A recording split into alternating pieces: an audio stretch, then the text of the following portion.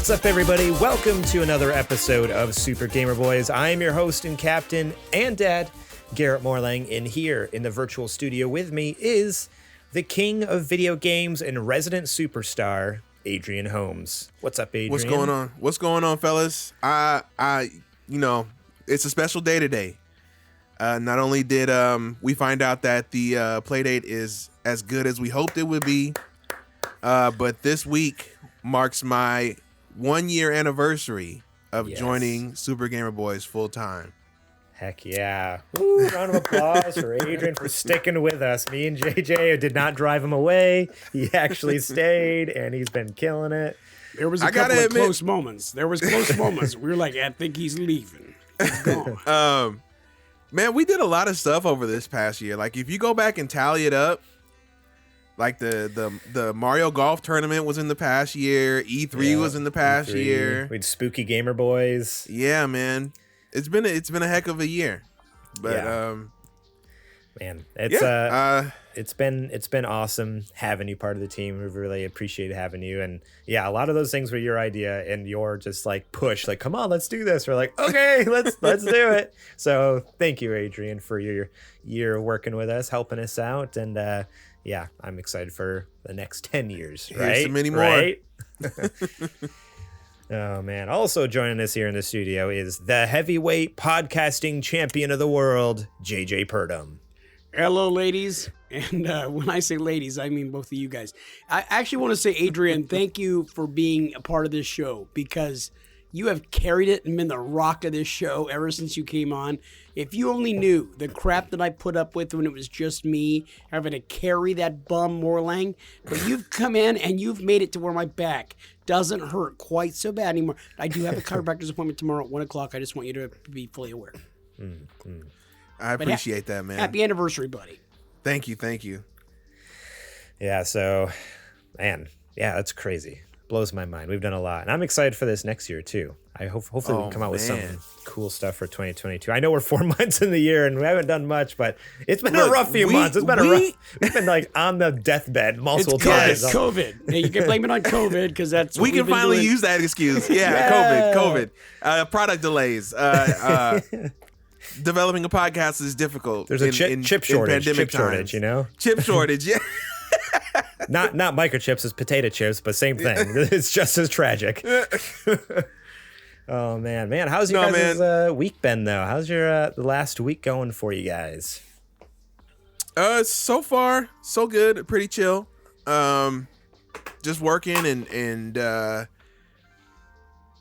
pretty much. I'm been trying to fix my car.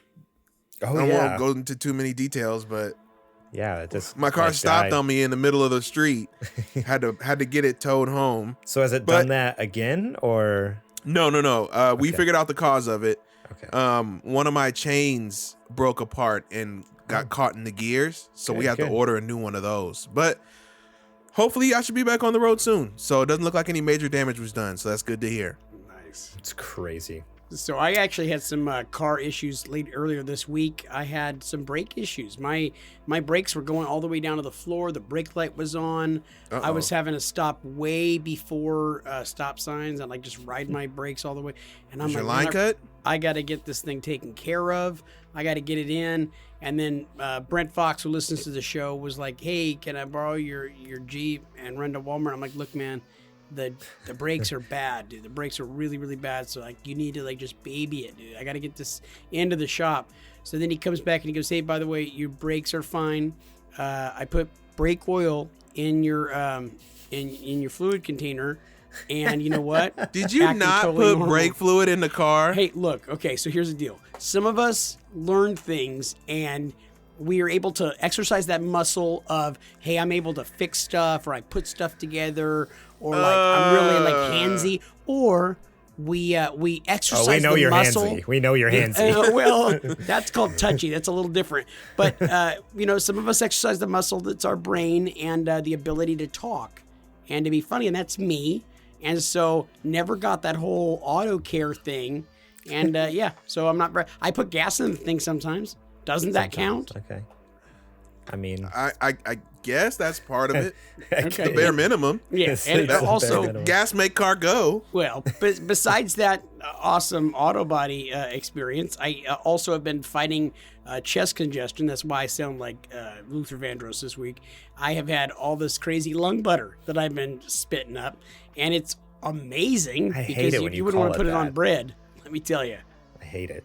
And thankfully, just before the show, Garrett and Adrian were able to coach me through the mute button. So I'm gonna try to use that thing. I've never used it correctly before, so we're to try to keep back some of these coughs and just keep them away from you, the listening audience. This super gamer flu has been something else, man. It went from Garrett to me to you. It's a virtual virus. It literally is really spreading is. between us through Discord. So thanks, COVID. Jeez. Right? Thanks. Yeah, thanks, COVID. Thanks, Biden. It's your, Oh man. All thanks, right. Naomi. Thanks, Naomi. Fucks die. Today, we're going to be talking about what experts have to say about Zelda sequel possibly being next gen. Is Kojima pulling our leg or foreshadowing something bigger? And reviews for the Playdate are finally here. But first, let's give a quick shout out to our Patreon producer, Jr, Bleep Bloop, and Eddie Martin. And also shout out to our Super Gamer sponsors, Julie Bates and Mama Mare. If you want to be awesome just like those folks, you can go over to patreon.com/supergamerboys. Support us over there. Starting at just $1 a month, you can get episodes early and ad-free, such as this show. If you're not watching us live on Monday night, right after the episode, I pump it out there, send it out into the internetverse where you can listen to it before everyone else on Wednesday. So think about supporting us for just $1 a month. We have higher tiers that we will talk about later on in the show. One of the other shows you also get early and ad-free is the Super Gamer Book Club.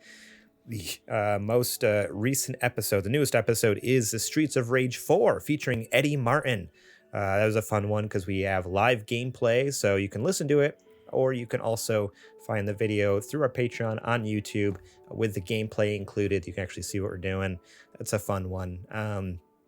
The free episode is Super Mario Odyssey featuring Pocket, and the upcoming episode, cross your fingers, coming out next week, is going to be What Remains of Edith Finch. So remember, if you want to play that along with us, you have about another week and a half before that episode comes out. And even the busiest person can knock it out an hour a night. Oh, it's only about 4 hours long, maybe, if that. It's pretty short. I've been busting through. I have 15 minutes left. I swear. It's crazy how short it is and how, honestly, spoiler, great it is so far. It's a really interesting game. Really, really interesting. So yeah, if you want to play along with us and then listen to that episode, What Remains of Edith Finch is the game. Go check it out. I think it's on all consoles too. Yep, it's everywhere. We will talk more about our Patreon later, though. Before we get into the show, I just want to give a quick shout out to Jack Sriracha and Yate for allowing us to use their music on our show. The music that you hear in the background right now is theirs, and we appreciate their work and for allowing us to use it here. So find their stuff on Spotify and Apple Music. Some links are in the show description below. Now, it is time to check the mail. Well, in all our celebratory glory of me being here for a year, I'd like to say I don't have a mailbag this week. You know what? That's all right. That's all right. You know what? I'd like to think that I'm tenured now. It's our week to celebrate you. You know what I mean? I'm a college professor. You know what I mean? I'm tenured. You can't get rid of me at this point, right? No. So I can do whatever I want. Let's be real about that. You could eat cake in your underwear on your 1 year anniversary, man. You could do whatever the heck you want. I could have came on stream without a shirt. Garrett's done it twice. So why not? There's no rules in our company bylaws that say you have to wear a shirt on the show. So you did tell me once very sternly not to come on without a shirt. That I wasn't personally allowed to do that. But yeah, that's because of the weird third nipple thing. I could have did an Ace Attorney bit because you're playing Ace Attorney now. Oh, I goofed on that one. That's JJ. That's because the weird third nipple thing. That's why. I just. Oh didn't, yeah, yeah. So I don't think it's weird. It's more common than you think. It's much more common than you think. Sound off in the comments if you have a third nipple. Let us know down below. Hey guys, it's a legit thing. Like, I legitimately have a third nipple. There's nothing wrong with it. Perfectly normal. All right.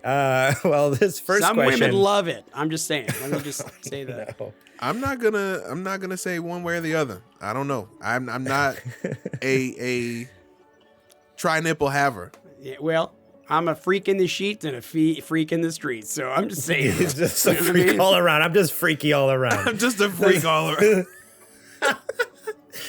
Okay, this first question comes from Lee Padre, and they ask, if you could change one game world to an Elden Ring like, which would you choose? Now, in the past, we've done questions that are like, hey, if you could make anything open world. But what I interpret this as is not just an open world, but also open world with that Soulsborne type of gameplay that we've come to know and love. So is there a game out there that you love that you would think could be made even better, or at least more interesting, if it was not only open world, but also very difficult? So like a Dark Souls or a Bloodborne. That's how I'm interpreting this question. I'm gonna say Mega Man. Okay. Mega Man is already hard, right? It's already known. Well, the older one's already known for being crazy difficult. Yeah. You can also, we've already had proof of open world, not open world, but like 3D design Mega Man games with the Legends series. Mm-hmm. And then you can also make it to like where you're picking up different parts and different abilities like you've been doing in the series when you beat bosses and stuff like that. So it's kind of, it's right there for the taking. So yeah, that'd be my pick. I actually interpreted the question a little bit differently than you, Garrett. The way that I interpreted it was taking an already established franchise or game and putting it into the Elden Ring world, into that world that's been created. And so I was in my head taking a character like Alan Wake from like the Alan Wake movies and dropping him into something like that. And I thought like that'd be kind of interesting, taking somebody like that with all the craziness and everything and just dropping him into the Elden Ring world. So that's kind of the way that I interpreted it. I could be totally wrong. Okay. Let us know in the Discord server if we're way off on how we're interpreting your question. That might be pretty interesting because he's always about that paranormal stuff. And this is like the manifestation of everything that this is like the most paranormal thing you could get. And I would think that he'd be like, I don't know if I'm freaking out, if this stuff is real, like what I'm fighting a like giant dragon. There's spirits walking around everywhere, dude. You hit the jackpot. Man, for me, I don't know. Like this is a hard question because I don't really like the whole Soulsborne genre. I don't know if I would want anything to be this way. I mean, now that I've played Elden Ring. Having said that, yet you love Elden Ring. I love Elden Ring, but what that tells me is the fact that I've not liked any other From Software games tells me it's a very, very fine balance for me. And Elden Ring nailed it, but I just can't think of any other franchise in my mind that would nail it like that again, because boy, like I really don't like From Software games at all. So that kind of scares me to take like this beloved franchise and be like, yeah, let's make that like Elden Ring, like where it's Soulsborne and open world. It's like, I don't know, like Elden Ring kind of is very lightning. It's lightning in a bottle, honestly, for me. So I don't know. I abstain from this question because I don't want to ruin any games that I like. All right, we'll let you have it. Okay. Sir Prince-a-Lot ask, what would be the best pet that's not your typical pet? So, like, what would be a cool pet that's like an animal or something that people don't normally have? Like, obviously, you're not gonna say dog or cat. Everyone has a dog or a cat or a bird or something like that. What would be the best pet in your opinion? Like, what's something that you've always wanted? For me, I'll answer this since I abstained from the last one. I've always wanted chinchilla. I thought a chinchilla would be dope as a pet, and I've only known like one other person who's ever had a chinchilla before. And I think it'd be fantastic. I want a chinchilla. I've been to so many people's houses when I did pest control and seen goats in people's front yards. I've seen pigs in their backyards. I have seen a goat inside of somebody's house with a diaper on. I would say the thing that I would want if I were to pick like a weird, I'm thinking capuchin monkey. Give me like one of those like poop throwing monkeys that'll climb up on my shoulder and like make me look taller and like Marcel be throwing from poop Friends. at people. Absolutely. Bite people on the nose and stuff. I'm thinking more like have Dexter access from, Night to at the an Museum. entire zoo's worth of animals. Omaha, baby. You pick a Omaha. monkey. Yeah, I'm thinking monkey, man. I couldn't look. I'm too fat and little to really pull off like a cool thing like a lion. Like Siccum gladius. Or what I just don't see that working for me. He's gonna be like, no, you're the one who smells like bacon. I'm gonna totally eat you, fat man. But I just don't. I don't see a monkey being able to eat me. You know what I mean? So that's kind of where my head's at. And then next thing we know, local fat man what happened to eaten your by a nose? monkey. Nebraska man has his rip faced off and eaten from the inside out by his capuchin monkey. got that chinchilla and that stupid monkey. if I could tame it, I would probably say a rhino. Because then you could ride it like Donkey Kong Country. Okay. Oh, So Lee and I went to the Omaha Zoo, and no, we only went the once, but we were in the ski lift, and we're going over the rhinos at one point, and we're over the rhinos, and I'm maybe like 12, 15 feet above their heads, and there's a couple of them, and one of the rhinos poops, and another rhino eats that rhino's poop, and my son starts screaming, Dad, it's eating the other rhino's poop. And and there were people that were like in the other gondolas, like going past us, and I'm like, don't look at us. It's not, He's just a boy. Yeah, don't judge me. Don't look at us. Look down there. The rhino's eating some crap. He's not lying. They're doing that. And then he literally told me right after that. I was like, he shook the cage. I go, dude, don't do that again. I told you, Daddy's afraid of heights. Don't do it again. Because if I fall, I'm going to get hurt really bad. And those things are going to screw me up. And he legitimately looked over at me real calm. And he goes, I feel like I would be okay. But yeah, you'd be done. Done. What gives him the confidence that the rhino's not going to straight up just... It's that false confidence him. that Perta men have. I have no idea why. I don't. Hey, you multi-ton beast. I know you're not going to do nothing to me. But my old man over there, he's looking pretty vulnerable.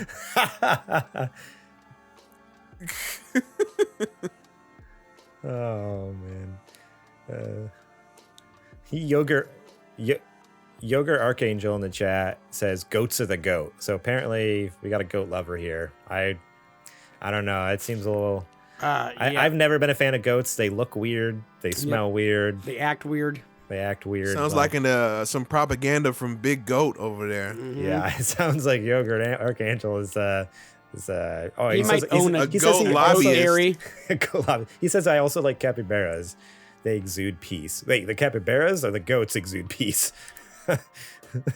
Aren't capybaras the ones with those big old noses or snouts? What? They got like the giant snouts.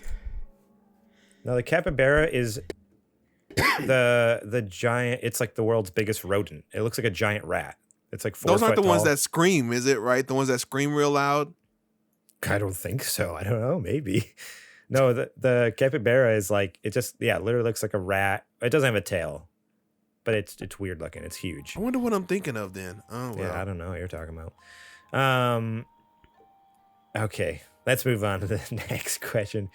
Wait, hang on. He just clarified in the chat. He says, wait, what? LOL, fiercely Googling if capybaras... now he's Googling to see if capybaras scream. You've really confused all of us, so that's awesome. I swear I saw a video of a rodent, and it was up on a little park bench or something like that, and somebody was recording it, and it let out the highest pitched, loudest scream for 10 seconds. And maybe it was like a defense mechanism. It might have been a little person. You don't know. You got to be really careful of the things you say, Adrian. Y'all go ahead. I gotta research this. I gotta see what it was. All right. This next question comes from Jr. And he writes, what's one of your favorite pieces of art, specifically a 2D thing on a canvas or paper, that you own. Pokemon or Magic cards are acceptable answers as well. Do you guys have a favorite piece of art on your walls? So a painting, a picture, a poster, a print?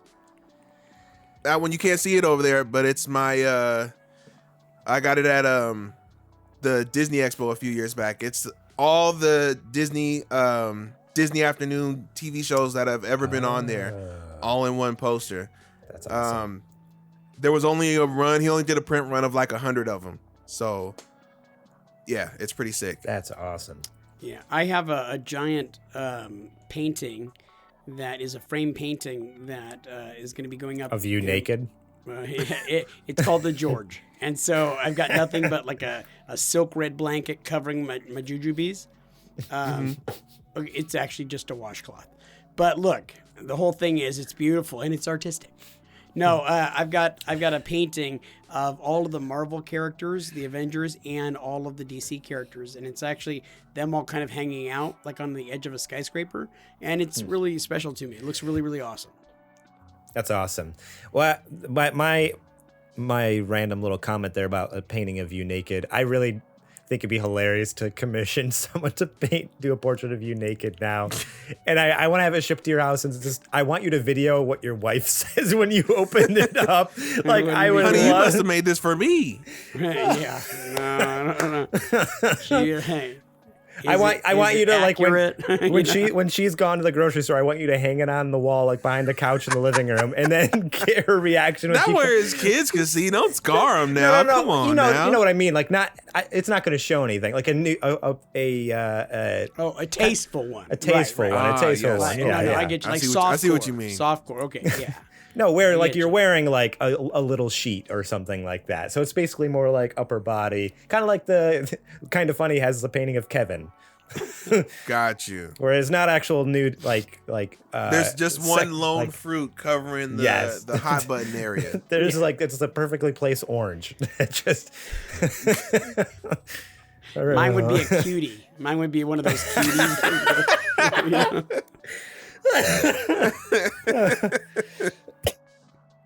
All right, that was a good one. My favorite piece of art is that right there, the breakdown of the PlayStation 1. It's like all busted apart into its individual like components and pieces, but also within it is like all these different references to actual games like Metal Gear, Twisted Metal, Ape Escape, Final Fantasy 7, like all these PS1 classics that were on the Resident Evil.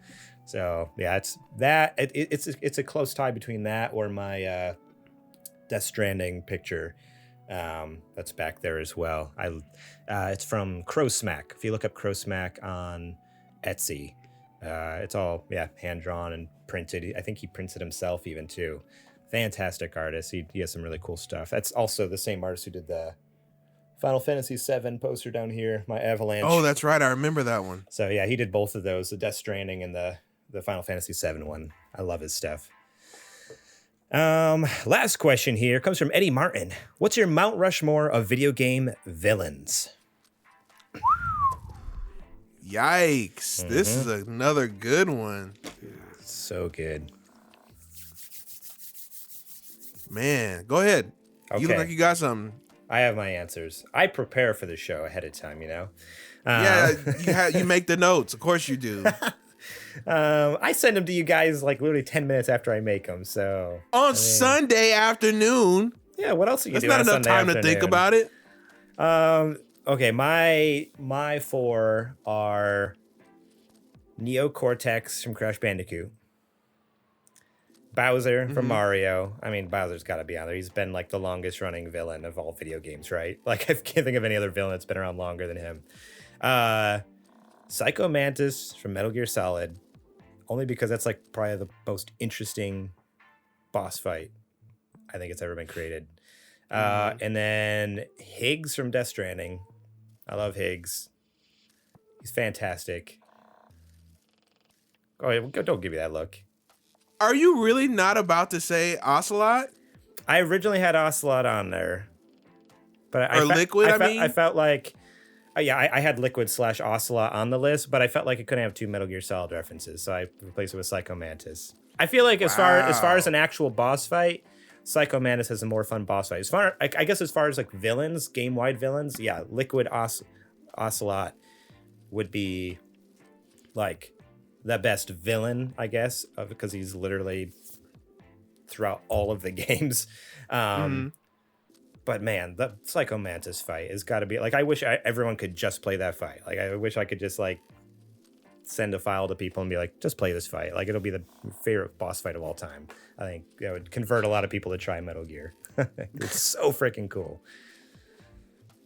So yes, you're right. Liquid Ocelot. It would be probably like an overall villain. Big baddie. I'll give you that one. All right, for me, I'm gonna go with Bowser. Obviously, I mean, you have to pick Bowser on there. I feel like Wario is a pretty good one. The alien from Isolation, that is an incredible villain for me. Scary as heck. That game still freaks me out. I actually thought about playing it earlier today. And then the fourth one is hard. So I'm actually going to go with the Umbrella Corporation from Resident Evil. Yeah. You could have said Mr. X or Nemesis. I did think of going for Mr. X. That was one of my thoughts, but I would rather. I think that really the big baddie is the corporation. It's Wesker and Umbrella. Yeah, exactly. Totally. Okay. Yeah. I was thinking that too. I almost put like Mr. X on my list as well. Like from Resident Evil 2. It's so crazy. What do you got for us, Adrian? Okay. So I'm definitely gonna have to put, just because of how, if we're talking iconic, Sephiroth is definitely up there. Right? He's on there. That's like the most well-known JRPG villain there is. So much so that he got a spot in Super Smash Brothers. So I'll give you that one. God, this is so tough. I want to say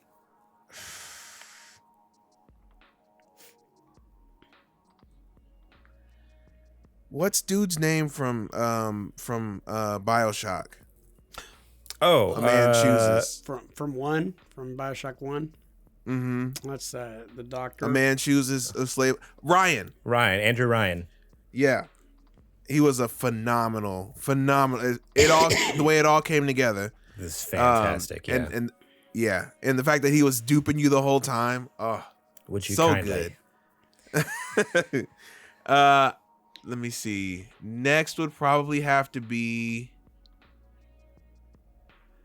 Mount Rushmore. I gotta think in terms of Mount Rushmore. Yeah, the Liquid Ocelot makes more sense for a Mount Rushmore than Psycho Mantis. I just love that gameplay of that Psycho Mantis fight. But yeah, Liquid Ocelot's a bit more of a Mount Rushmore character, I think. Oh boy. I'd say Voss is probably up there too, from Far Cry 3. Oh yeah, it's crazy. That's probably one of the best villain performances that we've gotten in a very long time. Mm-hmm. And that's the one thing that people always bring up from that game is his performance, because it was like truly, truly unhinged. And then finally, I got to bring it home. If you want, I can say King. Huh? I was gonna say, if you want, I can read Gaming Avengers. He actually shared his in the chat here. Hold on. He might have one of mine. Okay. I'm gonna say King K. Rool. Okay. Mm-hmm. From Donkey Kong. Yeah. Mm-hmm. So good. Yeah, Gaming Avengers in the chat says Sigma, Bowser, Ganon, and Ridley. Oh, Sigma. What's Sigma from? I'm trying to think. Overwatch Sigma? Or am I? Oh wait, no. Isn't the Sonic robot named Sigma or Gamma? I don't know. I gotta ask my brother. Oh, it's from Mega Man. Oh, that's Sigma. Okay. Mm-hmm. Mega Man X, they say. Gotcha. Yes. Yeah, that's a pretty solid. That was I gotta start reading whenever he has those Mount Rushmore things. I always get like a deer in headlights about it. Yogurt Archangel says, "Get cultured, boys." Jeez. Whoa. Okay. I said who? I had the most sophisticated pick. Who else said Andrew Ryan? No one. Thank you. I just said Bowser. Watch it, Yogurt. Okay. Well, thank you all so much for writing in questions. Remember, if you want to write in questions, and you better, go over to supergamerboys.com/Discord. You can join our Discord and enter it in. We have a channel there for submitting your mailbag questions. Or if you want to do it the easy way, you don't have a Discord, you can just go to any of our social media accounts on Twitter, Instagram, Facebook, send us a DM with a question, and we will throw it on the show to answer next week. All right. It's now time for the Nerdy Nudes. It's now time for the Nerdy Nudes. Man, Wow. my throat is jacked. That was something else. My throat is so jacked.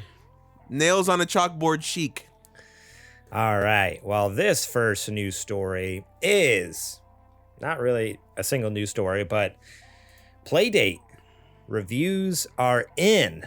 We have officially gotten an announcement today from Panic that the Playdate, not only review copies are, the embargo lifted for reviews, but also they announced on their Twitter that the first shipment for the first group has shipped today, and over the next couple weeks, every day they're shipping out batches of Playdates. Now, Adrian, were you in group 1, correct?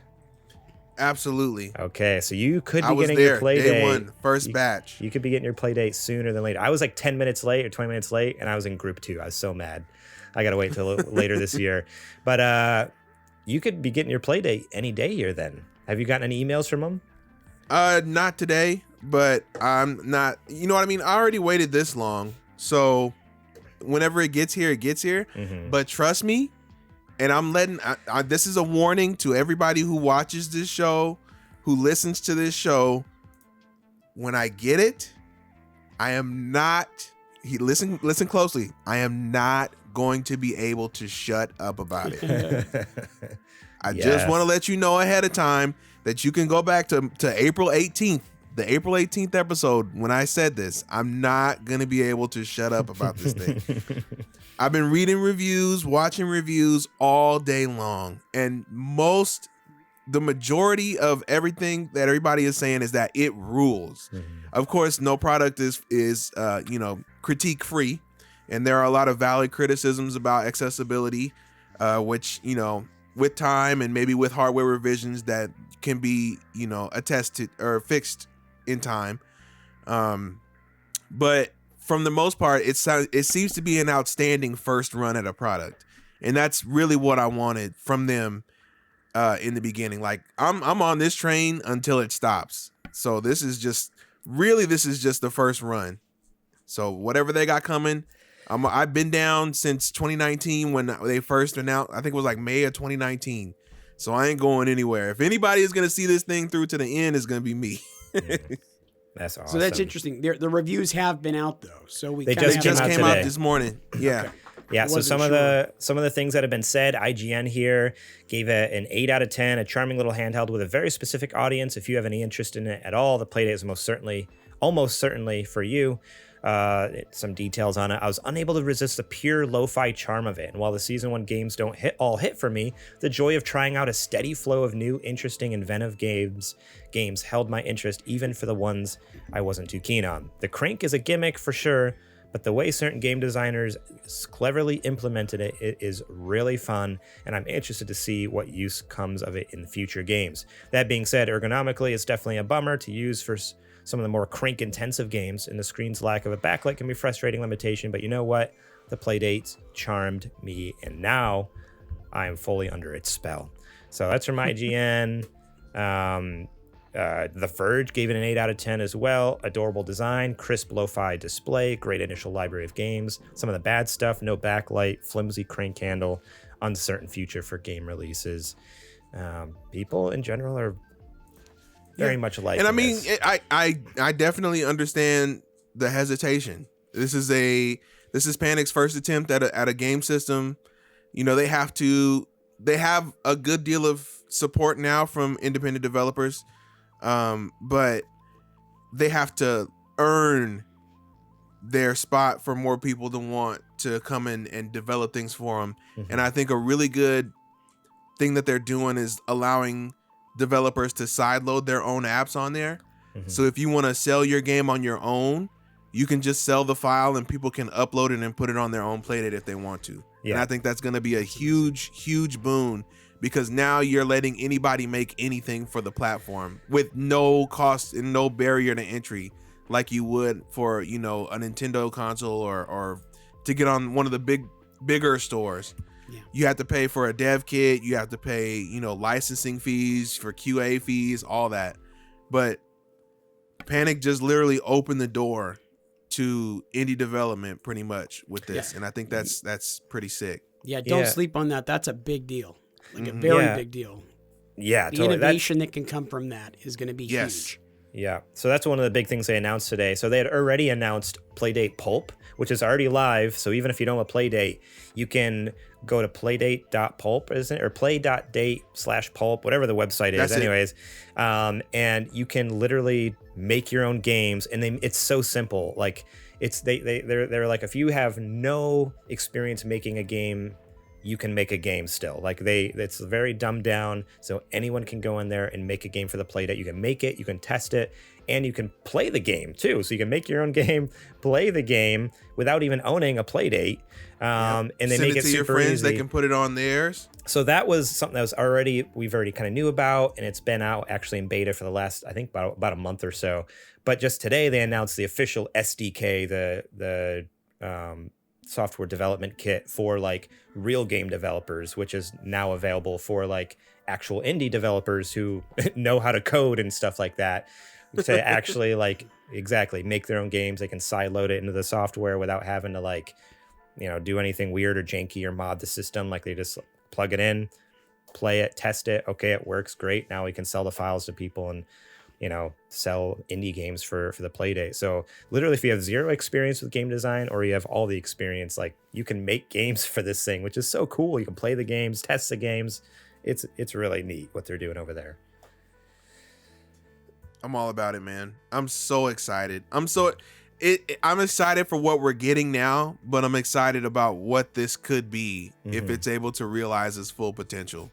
And I really think it's gonna. What's up? Can you guys quickly just touch on what's the price point again that these things were going for? I realize that it's that there's groups of people that got this. Just like you said, you were in group 1 and Garrett, you were in group 2. Like, what's for somebody like myself who maybe wants to grab one of these handhelds? What's the price point looking at retail? So they make these in really small batches right now. The first batch is about 20,000 units, and you get 24 games with each one. 2 come out every single week, so it's going to be a 12-week season of games that you get to keep.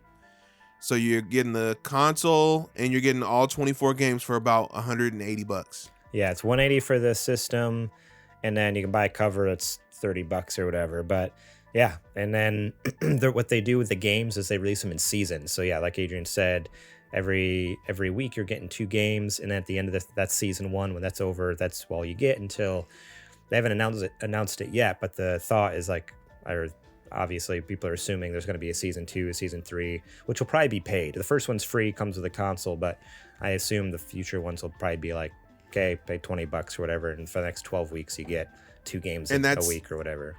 That's now in addition to people who are just making their own titles that you can play as well. Right. So you get 24 games through the hardware manufacturer Panic, but anybody anywhere can make a game for it. So once word of mouth gets out about, oh man, you know, this person's making a really sick game, then next thing you know, everybody's playing that, and you can just go and get it yourself, put it right on the Playdate, and play it just like that. So are we gonna make a Super Gamer Boys game? Is that gonna happen? I mean, we can. we just got to figure out what kind of game it's gonna be. We need to, or one of our listeners can go to Playdate Pulp and make a game of our podcast or something. Hopefully, hit us up. Of JJ going to the zoo. yeah. You know, we fighting the rhino. That's actually a great idea. Yo, wait a minute. That is actually a great idea. You might be onto something. I actually really and genuinely enjoy that. I think that's a great idea. I would not want it to be anything as hard as like an Elden Ring, though. Let's try to no Souls games, okay? No Souls game for the Rhino Fighter 2020. Listen, if you want to do something like that, and you need VO, hit me up. Yeah. I'm available. I will whatever you want me to say. I can do it because Playdate supports. It has full voiceover support in the SDK. So if you need lines, I got you. Yeah, and Adrian and I both will say anything, as Garrett has had to edit out quite a bit of stuff. So most things. Adrian. Most things. Adrian. But yeah, so if you haven't already, go over to Playdate's website. Pre-order one. At this point, it looks like if you order now, the soonest you can get one is 2023, so not until next year. They're completely sold out. So they did pre-orders back in, it was last summer, and literally like that, those pre-orders then filled up the entire slate for everything that could ever be shipped in originally it was supposed to be 2021, but it got pushed to 2022 because of COVID. So the interest is there. The interest is there. And I mean, the more we support it, the more cool stuff we're going to get. So think about it. If you're interested at all in this thing, pre-order one now. Like I said, it'll be a fun Christmas present for 2023. Maybe birthday, anniversary. I don't know. You can figure it out. Yeah, man. I'm stoked. I can't wait.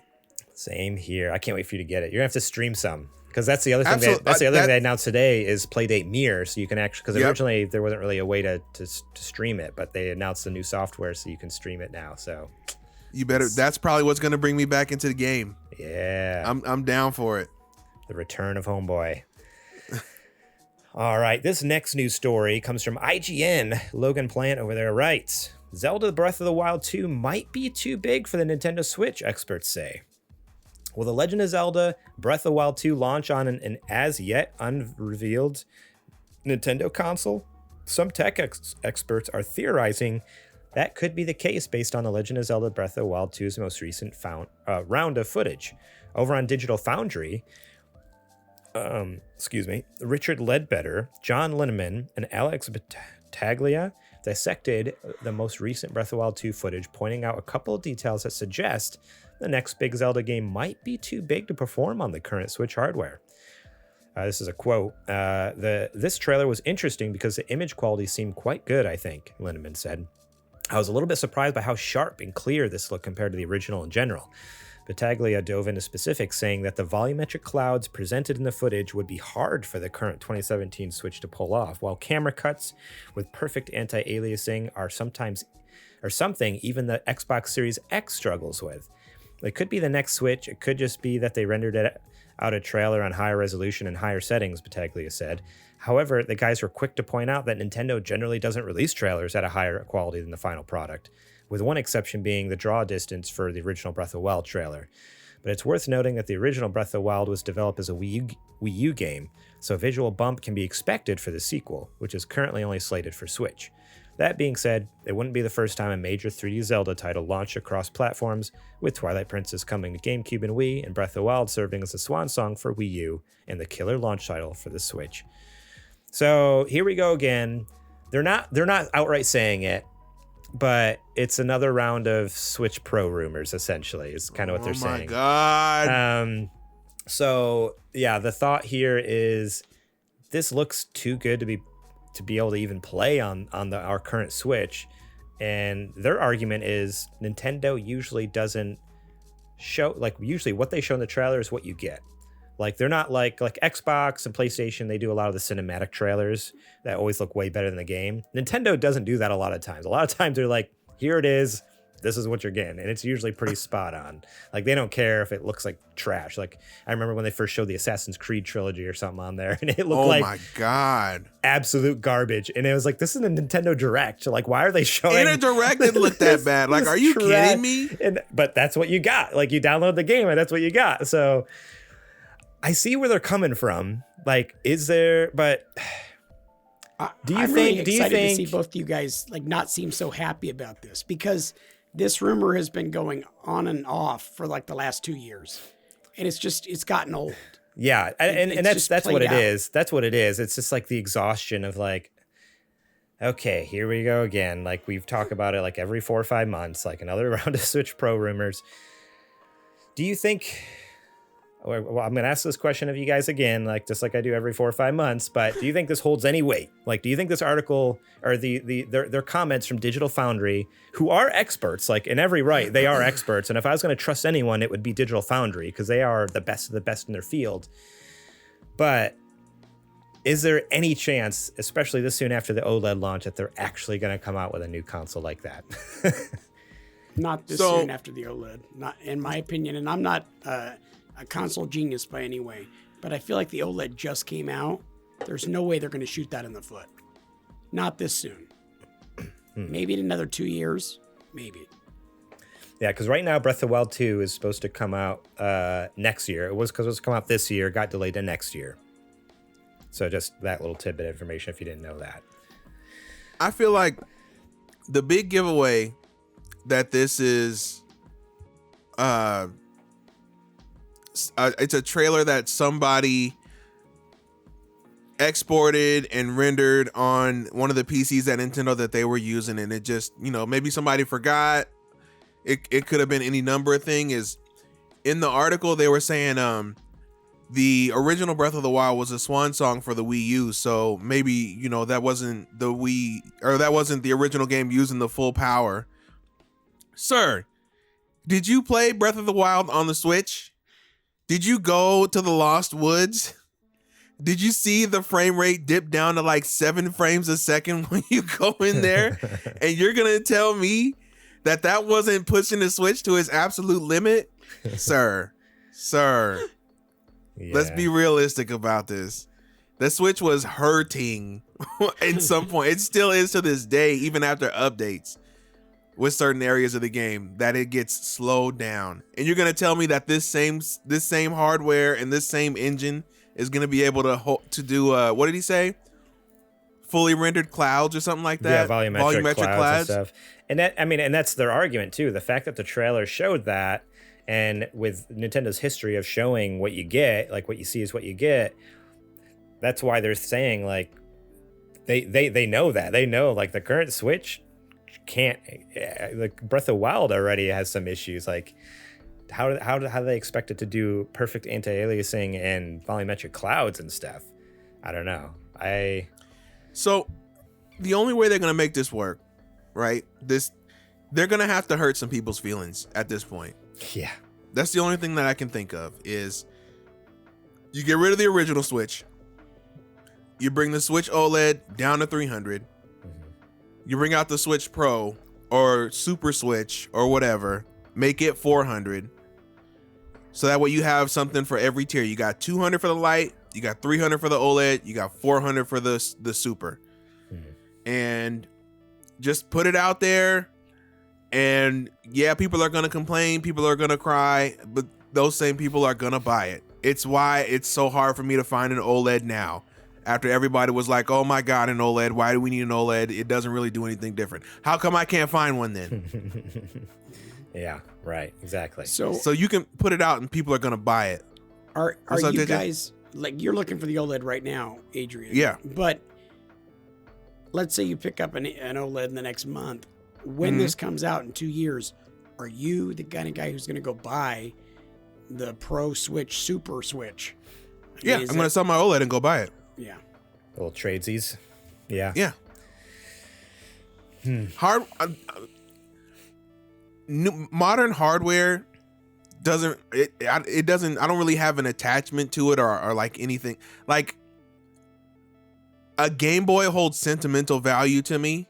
You know what I mean? Because that's what I came up with. But a Switch, honestly, is a Switch to me. An Xbox is an Xbox is an Xbox.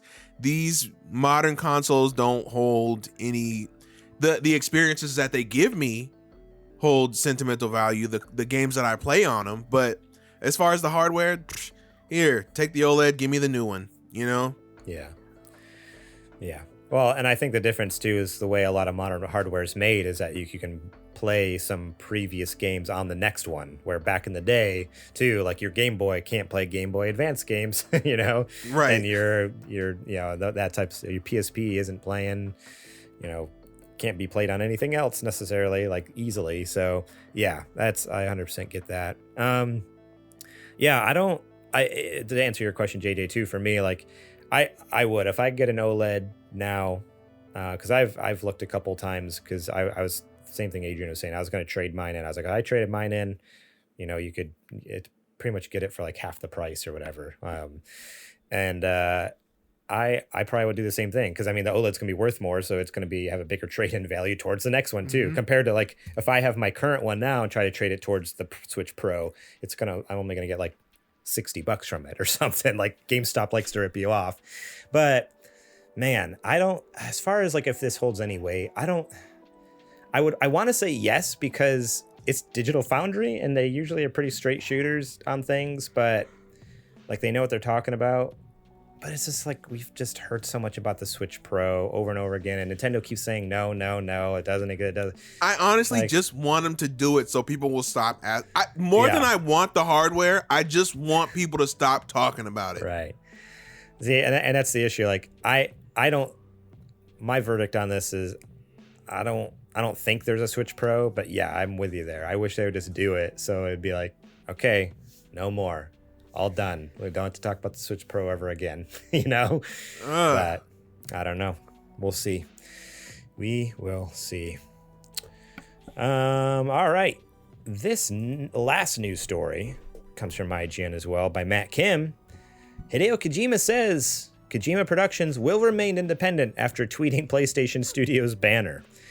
So around 1 p.m. in the afternoon Japan time, Kojima posted a picture of the PlayStation Studios banner with games from all of Sony's first-party studios, and also Death Stranding. This cryptic tweet immediately kicked off speculation that Kojima Productions officially joined PlayStation Studios. Because, for those of you who don't know, even though Kojima has always worked very tightly with PlayStation, 99% of the games come out on PlayStation, he's technically an independent and indie studio. He can make games for whoever he wants, whenever he wants. He can do whatever he wants. He's not connected to PlayStation technically. So this tweet very quickly sparked a huge freak out across the internet. Oh my gosh, Sony is acquiring Kojima Productions. It's happening. They're becoming a first-party studio. Very quickly, 10 minutes later, Kojima comes back and clarifies that Kojima Productions is still an independent company. In a follow-up tweet independently translated by IGN, Kojima writes, "I seem to have invited misinterpretation, but Koji Pro has been and will continue to be an independent production studio." IGN has reached out to Kojima Productions for further clarification. Now, the only reason I'm bringing this up is because PlayStation has been on a buying spree lately. They've bought Housemarque, Valkyrie Entertainment, Bungie. Like they've bought quite a few developers in the last Monopoly. Yeah, right. Where's that at now? Yeah. Now, when PlayStation acquired Bluepoint, about a week or two before they got purchased, Bluepoint put out a tweet saying Bluepoint always has been, always will be an independent developer, blah, blah, blah. There's no, because I think there's rumors around them being acquired, and they very staunchly came out and said, no, no, no, no. And so is there any way that Kojima accidentally kind of let the cat out of the bag in about 2 weeks? We're going to hear about it, them getting acquired. Like, do you think this is actually, oops, I didn't mean to tweet that out? Or do you think this is just Kojima being Kojima and he's just like, hey, I photoshopped this picture and put it on Twitter? Because I don't think this banner is found anywhere else. I think it's something that I don't know where it came from, but somehow he has this photo. The only difference, and they could have only sent it to him. Somebody at Sony could have made that and sent it to him, and he put it out and was like, actually, this is not happening. You know what I mean? Sony could have sent it to him and been like, what do you think, Kojima? Yeah. And he put this out there. He's like, actually, no, not doing that.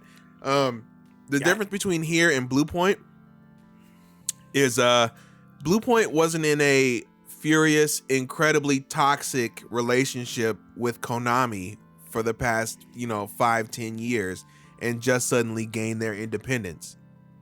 You know what I mean?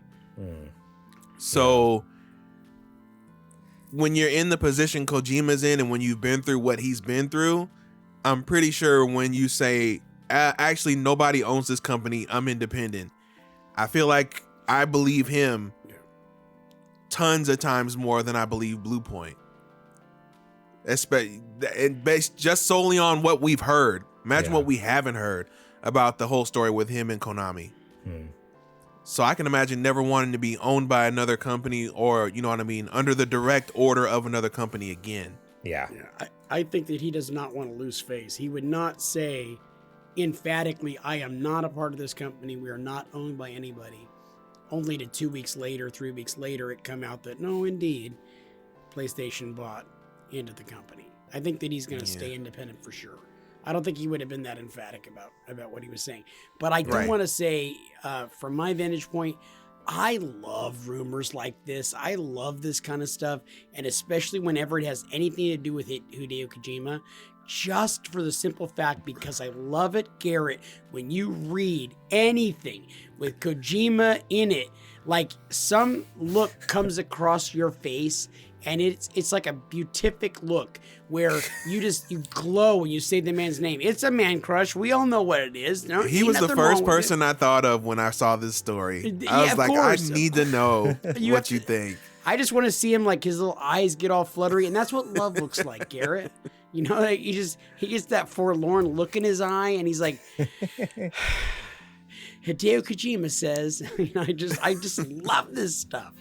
Keep them coming. Keep it coming. I love Kojima. I will never deny my love of Kojima. No, I get what you're saying, Adrian. That makes sense. Like after the kind of crap he went through, being having to work for Konami, getting kicked to the curb, like just that torture, I could see how he really would be flourishing in this new, like, found freedom essentially to do what he wants. But I don't know. He has always had such a tight connection with Sony, though, and my only thought. So it comes down to this. Well, point one, I already said, like, yes, they've had a long-term relationship with Sony, so it wouldn't be completely out of left field.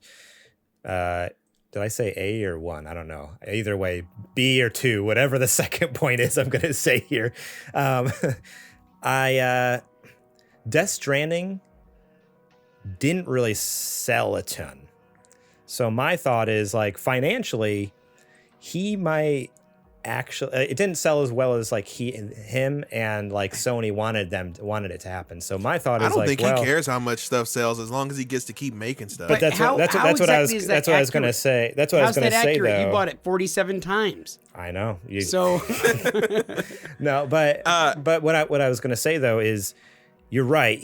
I don't think he necessarily cares about the numbers, but you also still have to have money to make a game. And so my thought is, like, to have a steady income, to know, like, okay, even if the game fails, like, I'm part of Sony, they're going to keep giving me a check. Right. Until they shut me down. But, I don't know. Because at this point, I mean, I'm sure he has lots of people sending him money, but I know Sony backed Death Stranding heavily. Me and Sony backed Death Stranding heavily. So we're proud to announce that Super Gamer Boys has bought. We have acquired Kojima Productions. Yeah, they're going to be making our next Playdate game. Yes. Oh man, I don't know. Yeah, that's my thought. Is just like for Konami to be able to know, like, okay, even if the game kind of flops a little bit, I could have a solid stream of income, and he has such tight connections with Sony and PlayStation. I don't know. And yeah, that banner, whether he photoshopped it himself or someone at Sony made it, it looks pretty legit. Like it has the Sony Studios logo. Like it doesn't just say Sony First Parties. It says Sony Studios, which is different. Those are two different things. Because I don't know. That's because Bungie isn't technically a Sony studio. They're just a first party. But I don't know. It's all very interesting, very fishy. I think it could be foreshadowing something, but that's because I'm just hopeful that he'll stick with PlayStation forever, because I'm a Sony pony. What can I say? He's not going to not make... I don't think he's not going to not ever make PlayStation games anymore. But at the same time, yeah, I don't see it. All right. Well, that's it for the news this week. Now, I realized the last couple weeks we haven't done a Super Indie Boys. I keep forgetting to ask you, and by the time I remember, it's short notice. Do you want to do an Indie Boys this week or no? Are you not prepared at all? You don't have to. You do not have to at all. But I'm trying to think. It hit me like 10 minutes before we were going to go live. I'm like, I didn't ask Adrian about Indie Boys, and we haven't done it for like 2 weeks because I keep forgetting to ask, and I feel bad because I'm sure you're going to want to talk about something. But shoot, if not, it's there all was good. One, bad. No. There was one I'm trying to remember the name of. Okay. If you want, I can very quickly come up with a Tall Tales. I don't know if you guys want to keep that on the air or not. Nope. No? Are you sure? It was, our... 1X. It doesn't have to be XXX rated. It can be 1X. Or even like the old NC-17. Like, don't even worry about it. Let's see. What is one that I haven't done not recently, but ever? I just talked about tune. Oh, ding ding. Sable. Sable is the other big release that I feel like went way under the radar for some reason. It's the one with it was in the ID at Xbox panel, and you play as like the young desert nomad. And you ride on like what's a speeder bike basically through the desert and through different environments and stuff like that. And it's really well written. I don't know if I've talked about Sable before, but I'm pretty sure that was before it came out. As good as Tunic looks, I would say this looks just as good. It's a different art style, but every frame of the game, like if you take a screenshot of it, can be a wallpaper, can be a painting. That's how good it looks.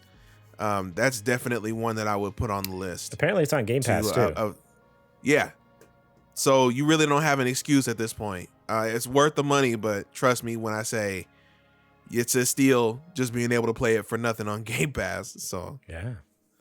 Nice. Okay. Go check Sable So you got a 1-2 punch. You got Tunic and Sable, and they both came out I think around the same time. So Sable, there you go. Your time is occupied. Yeah, Sable. Yeah, it's on Xbox One, Xbox Series X and S, and Windows and Mac even. You can play it on Mac. Mm-hmm.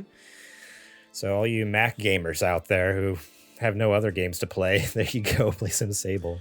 Yep. So if I talked about it before, that just means it must be that good. It must be good. So get to it. I don't think you have. So thank you very much for coming up with that last second. Now it is time for the ad.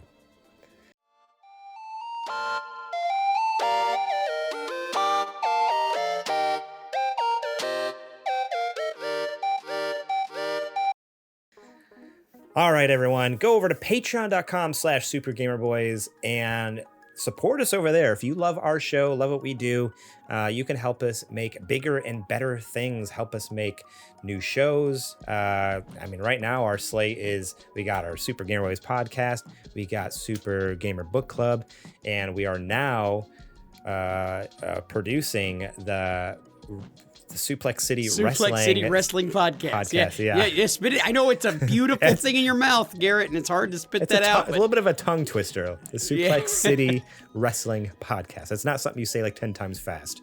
We got quite the slate, and we'd love to keep adding more stuff. So with your help, we can do stuff like that.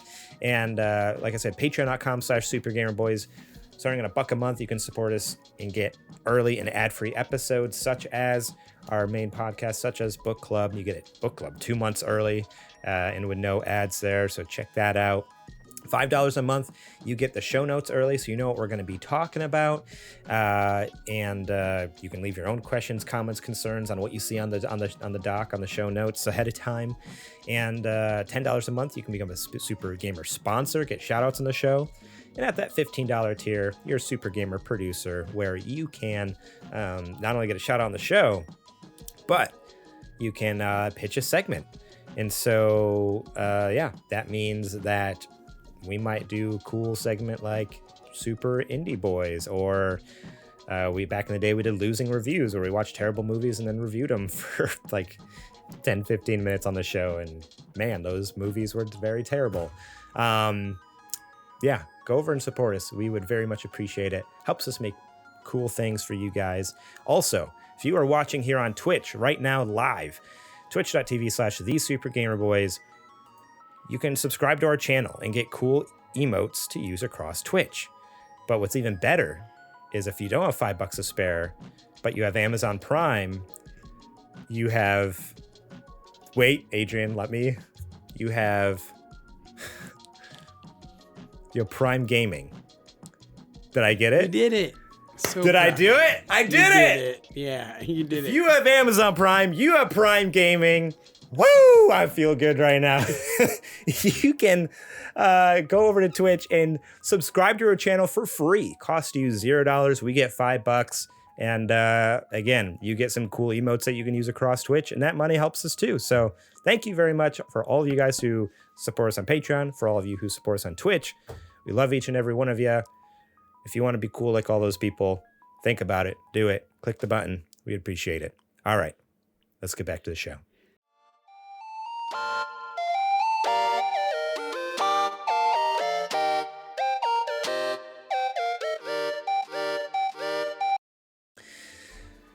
I'm so glad I finally got that stupid Prime Gaming thing.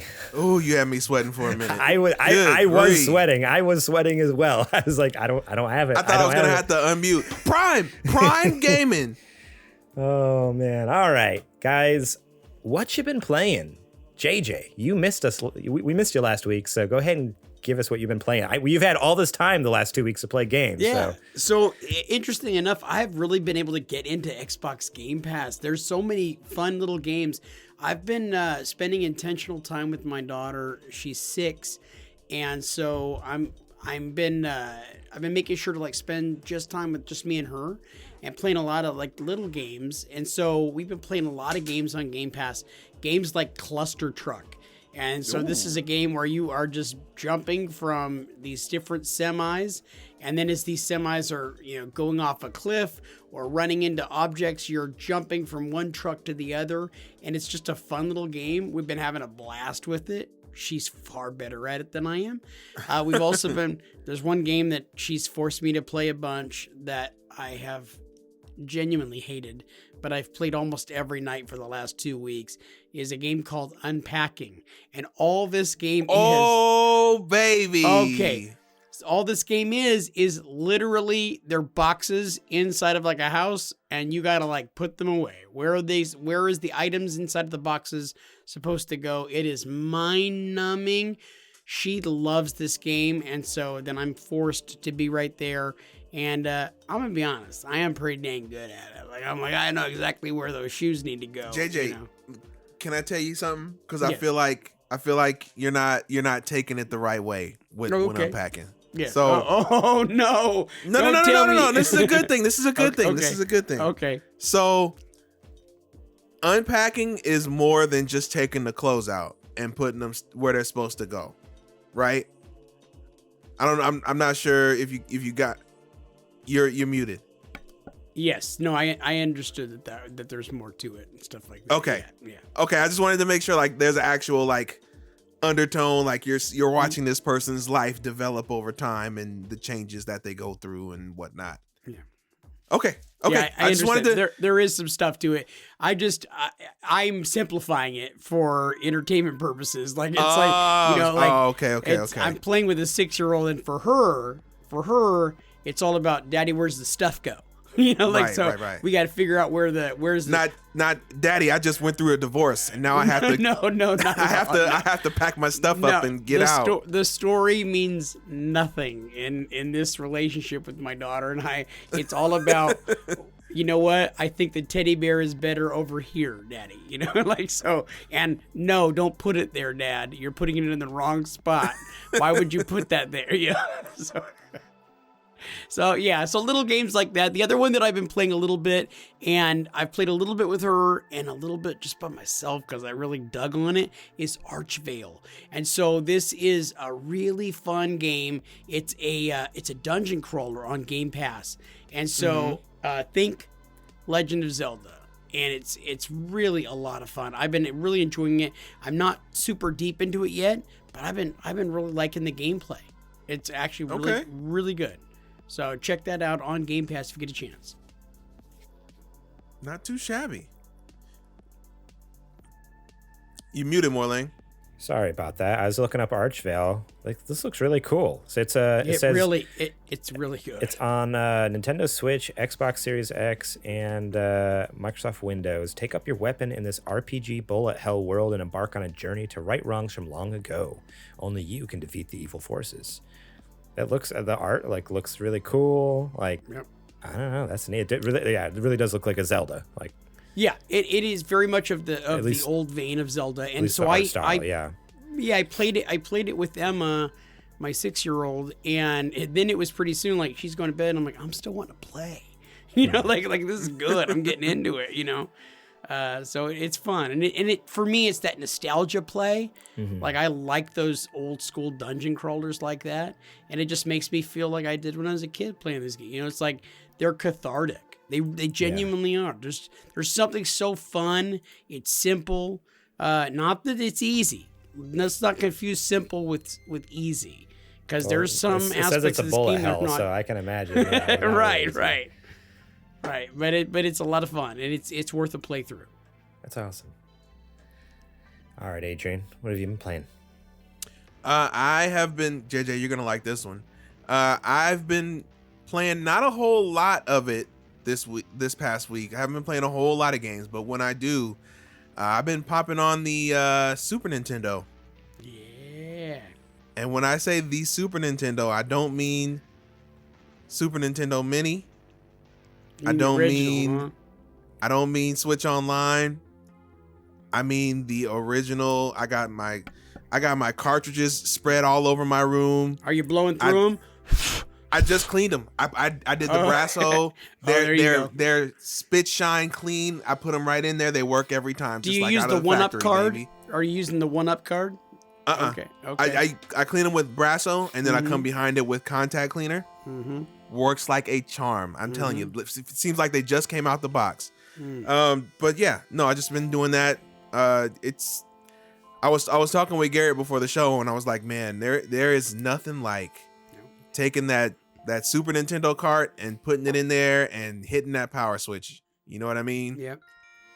To this day. So good. Yeah, agreed. I've never gotten one of those second party, the cartridges like the, what's the one that has like 3-in-1 or whatever where it's got the EverDrive? Yeah. I've never gotten any of those, but if I were to get the old cart, I would just want to get the old systems. Yeah. Like, why not? Like, if it ain't broke, don't fix it. Right. Yeah, I miss that tactile feel of old consoles. Like as soon as you have a Genesis, there's something wrong.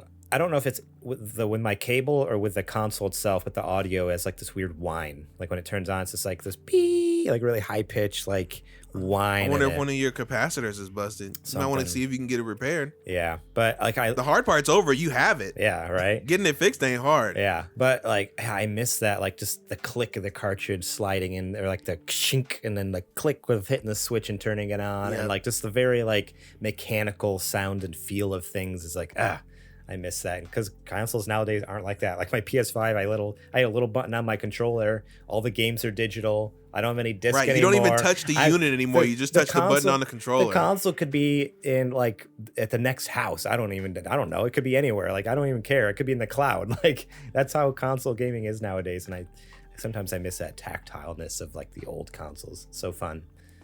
Yeah, man. As soon as you hit that switch, it takes you back to Saturday morning. On a weekend, right after school, everything is done, and you just finished watching cartoons, Saturday morning cartoons. Now it's time to get some time in. It's awesome. So good.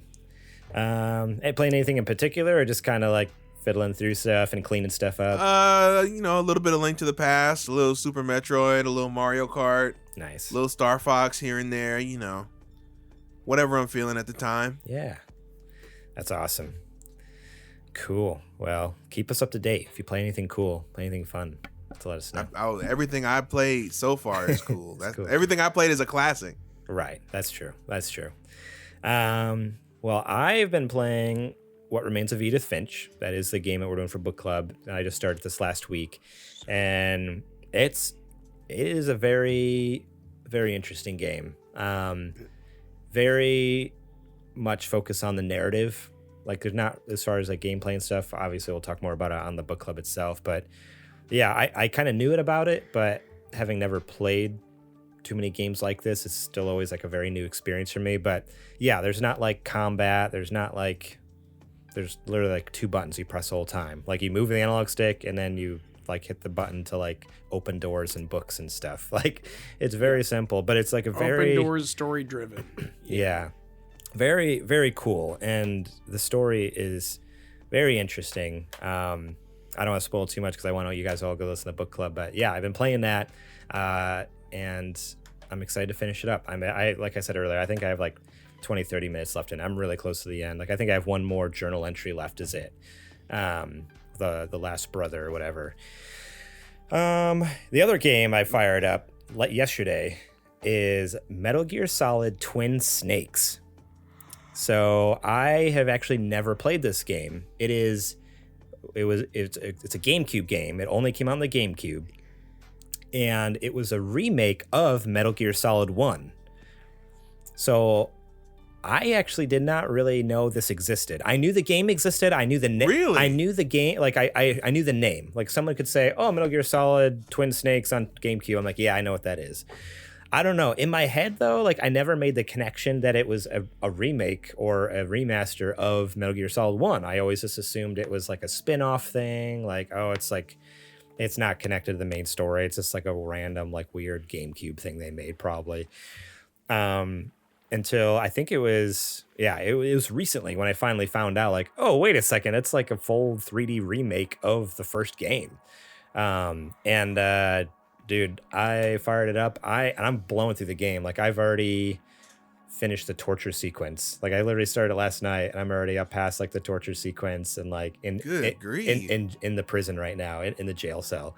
But boy, so the reason I'm playing it too is because it's up in the air right now, but I'm hoping to be on Super NPC Radio.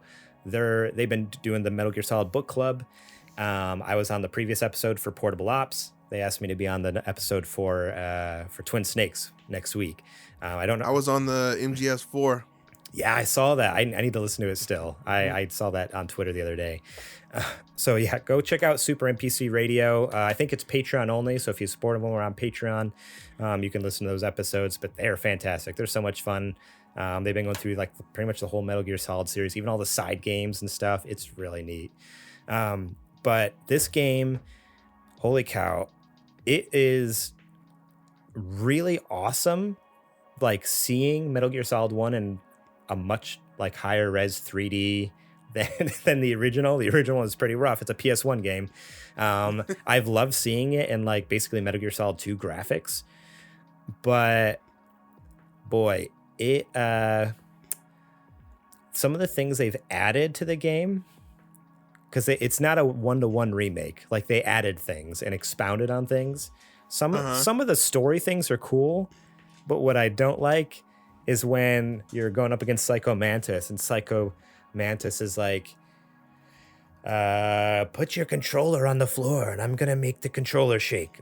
That's from the original game. Like I'm like, okay, that's fine. That's like the weird like fourth wall breaking thing that I love about Metal Gear. But what I don't like is when Solid Snake looks over at the camera and goes, like, looks at you, like raises his eyebrows at you, like, did you hear that? And it's like, why did you have to add that? Like, we got it. Psycho Mantis is breaking the fourth wall. You didn't have to have Solid Snake look over at you and give you like these eyebrows, like, wait, get it? It's like, okay, that wasn't in the original game. That's something they added for GameCube. There's another moment where Snake is talking to the Armstech president Baker, like right before right after the Ocelot fight, and he's trying to get information out of Baker, and Baker's like, I don't remember. And Solid Snake literally throws like a temper tantrum. He's just like, like spins around. I'm like, what are you doing? You're like this like warrior, like 30-year-old, like the best like soldiers in the world, be a real warrior, a man's man, and you're throwing a temper tantrum because this guy isn't giving you information. I'm like, what went through their minds when they're like, this will be fun to throw in. Like, it's just stuff like that. There's like a lot of like random things that they add to the game to like, I guess, make it humorous. I don't know.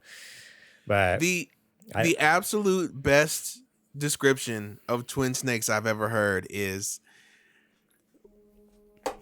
Twin Snakes is like somebody's little brother telling you what happens in Metal Gear Solid 1. That's good. Yeah. That sounds really accurate. Even the beginning, and then Snake he swims away from the they shoot torpedoes at him while he's underwater, but the torpedoes explode and he gets out of there. Yeah, you know what I mean?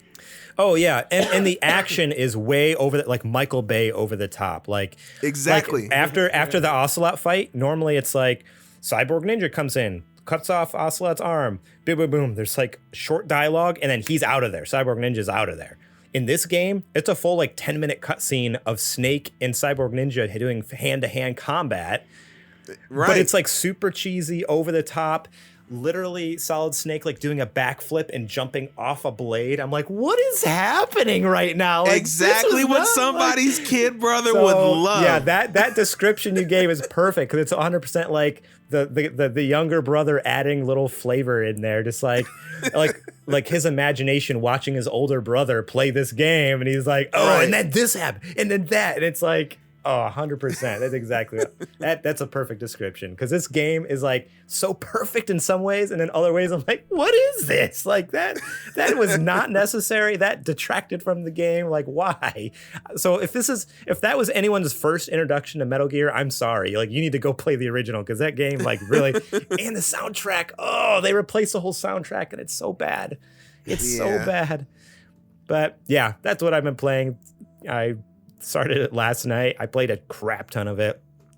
And, are you gonna finish it, or do you feel like you've kind of got your fill of it? No, so I would like to finish it because I need to have it done for that book club next week if I'm a part of that. But I'm blowing through it. Like I'm probably like almost 2/3 through the game already by now. Like, honestly, so I'm almost to the second disc, and the second disc only has about like an hour and a half of content on there. So yeah, I've blown through the game. So yeah, I think I'll finish it probably in the next couple days. Yeah. Otherwise, interesting introduction to that game, though. Yeah, like I said, never knowing anything about it, playing it before was very interesting. Jumping in like cold turkey and being like, what is happening? Like, being so beautiful and so like crazy at the same time. Cool. Well, thank you guys all so much for listening to a show. We appreciate each and every one of you. Thank you for everyone who's watching live at twitch.tv/thesupergamerboys as we record it. Remember, on Monday nights around 7:30 Pacific time, PM Pacific time, you can watch us record it live, or if you miss it there, you can support us over at patreon.com/supergamerboys to get the episodes early and ad-free. So immediately after the recording, I do a quick edit, dump it out there for you guys to listen to, or you can listen to it at all podcast apps across the globe, as well as youtube.com/supergamerboys on Wednesdays. And then you don't have to pay us any money, but you know what? Then you got to wait, you got to listen to the ads. So it's a whole thing. It's just $1. It's just $1. You can also support us by going over to sgbstore.com, buy some merch. I've been tinkering with some new shirt designs, so I need to send them to you guys and see what you think. And I have another idea. I'll tell you, but guys, when we get off the show here, I don't want to announce it here on the episode, but I have another idea for a t-shirt that I think would be a really more like a fun shirt, not necessarily a cool shirt, but it'd be a fun shirt, and I want to talk to you guys about it. Rate and review us where you can on your favorite podcast app. If you're on YouTube, if you could hit that thumbs up button, subscribe to our channel, and leave a comment. I always forget to say that. If you leave a comment on our YouTube videos and give us a thumbs up, that helps tremendously with being found by other people, through the YouTube algorithm. So the thumbs up is like paramount. Obviously, that would be great if you could thumbs up and subscribe, but leaving a comment, even if that's all you have time, is just to say, awesome episode, good to see you guys, thanks. Like, I don't care what you say, preferably positive and even helpful. That would be cool. But leaving a comment is huge on YouTube. So please think about that. Shout out to Jack Sriracha and Yate for allowing us to use their music on our show. You can find them over on Spotify and Apple Music. Links to Spotify are down in the show description. You can check them out. During the week, find us at supergamerboys.com, Twitter and Instagram at supergamerboys. I'm on Twitter and Instagram at gmorlang. Adrian, where can they find you at?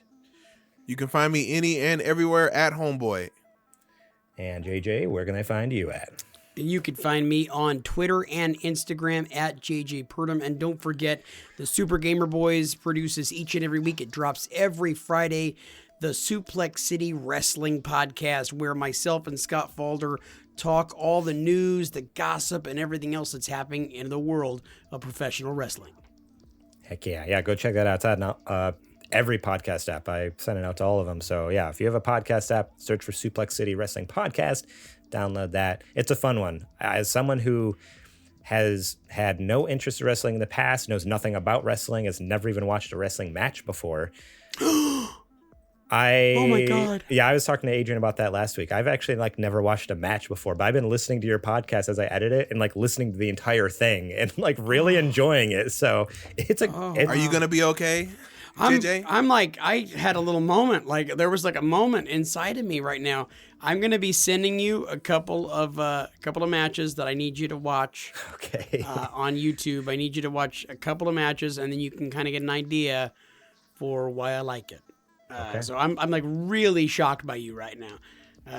Unbelievable. We're going to have to talk off the air. I was talking to Adrian last week that because WrestleMania next year is going to be in LA. Yeah. So I was saying, I was like, what if I just cold turkey, never watched a match, and all three of us go to WrestleMania together next year, and that's my first experience. And you guys trying to just teach me about it and tell me what's going on, do a whole vlog like that. I think that if you get into an arena with 70,000 people who are bat crap crazy about what they're seeing and the spectacle of it all, you would have an incredible time. No matter if you like wrestling or not. There's plenty of people. Put it that way? Yeah.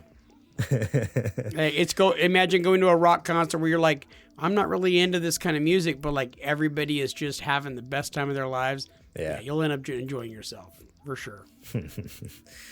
All right, cool. Well, you heard it here first. Go check out Suplex City Wrestling Podcast. Even if you don't like wrestling, it's good. It's really, really good. And who knows, maybe you'll come to love wrestling. Maybe I will. JJ, you need to send me those links. I'll watch them. All right. That's all I got. All right, ladies and gentlemen, for Adrian, Homeboy Holmes, for Garrett Morlang, and for myself, JJ Purdom, or Juicy JJ, whatever you want to call me, we are the Super Gamer Boys. And we will catch you on the flippity flop.